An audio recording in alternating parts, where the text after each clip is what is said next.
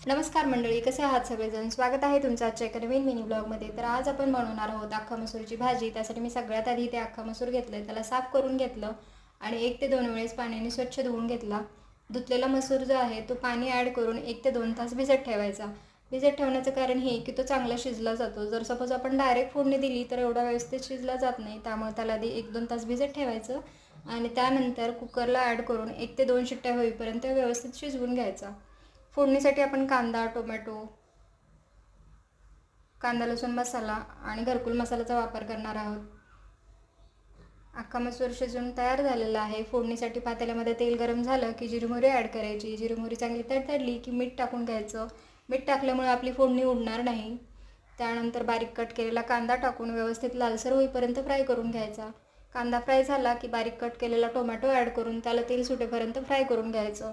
एकदा की तेल सुटलं की त्यामध्ये गरम मसाला, घरकुल मसाला, कांदा लसूण मसाला आणि तिखट ॲड करून ही फोडणी व्यवस्थित फ्राय करून घ्यायची. त्यानंतर जो शिजलेला मसूर आहे आपला तो ॲड करायचा आणि थोडंसं पाणी ॲड करून एक उकळी येईपर्यंत मसूर शिजवून घ्यायचा. जास्त पाणी ॲड करायचं नाही. आपल्याला जशी कन्सिस्टन्सी हवी आहे तशी त्यामध्ये पाणी ॲड करायचं.